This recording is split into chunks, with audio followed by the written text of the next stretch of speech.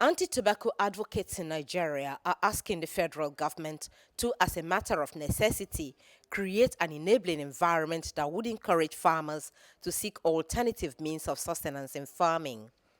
The activists, while addressing journalists after a tour of tobacco farms in IWERE community in Oyo State, southwest Nigeria, said tobacco cultivation exposes the workers and their children to tobacco dust with its attendant health implication. The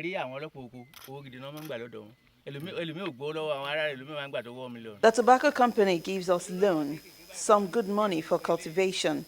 Some get as much as 1 million naira, but for some of us, 400 or 500,000 naira is enough.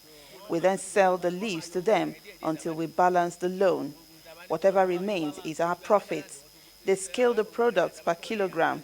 Even if we are not satisfied, we have no other option. Michael Falano, a tobacco farmer, narrating his experience after long years of tobacco cultivation. To support his income, he plants cassava along with tobacco. Such is the case with other tobacco farmers in Nigeria. The farms remain territory for others.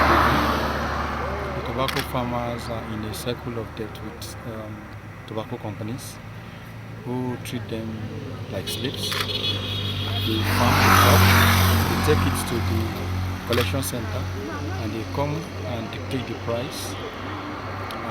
The farmers are still exposed to all manners of risk as a result of chemicals that are used in tobacco farming. There is not enough protection in terms of policy on the side of government. And most importantly is that you all saw what it took us to even locate one tobacco farm today. So you begin to ask yourself, where are the tobacco farms? We set out on a tour of some tobacco farms in IWERE community in Oyo State, southwest Nigeria, beginning with this long ride on a bike to access the farms from the town. Finally, we arrived at the nursery where the cultivation began. We moved on to the farm where they are transferred to after germination.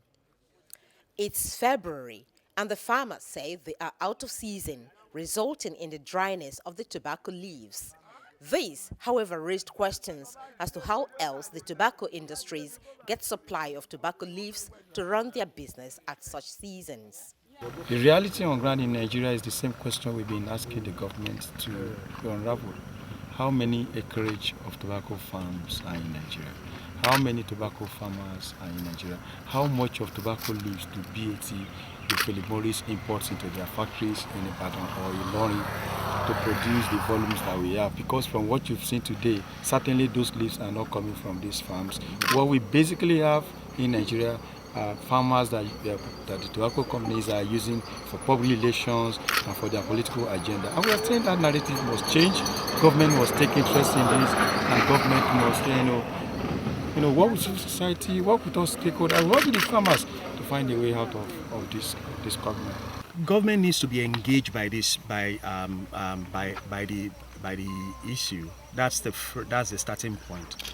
Government needs to know that tobacco farmers have to earn a living, and because they have to earn a living, we must, as a matter of necessity, look for ways of finding alternatives to tobacco farming.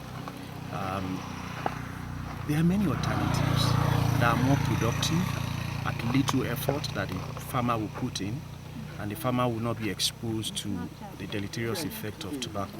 Our medical doctor, Akin Adebi, said tobacco cultivation process is not only highly intensive, but also exposes the farmers to tobacco dust with dire health consequences. And when they harvest the tobacco products and they're trying to make it suitable for the tobacco industry to buy from them, during the curing process, they have to do a lot of work, which is highly intensive, and they have to use firewood, so they are exposed also to smoke. They are exposed to the tobacco dust that is generated when they're trying to put the products together, and they are not the only ones that are exposed. They also bring in their children to make sure that these are packed well, and sometimes it gets moldy and they're exposed to mold. So all these are situations where the farmer can actually be exposed to deleterious effect of tobacco. While stressing that the effort put into the cultivation of tobacco plant is not commensurate with the financial gains, anti-tobacco campaigners want government to take interest in the plight of the farmers to enable them find alternative means of sustenance.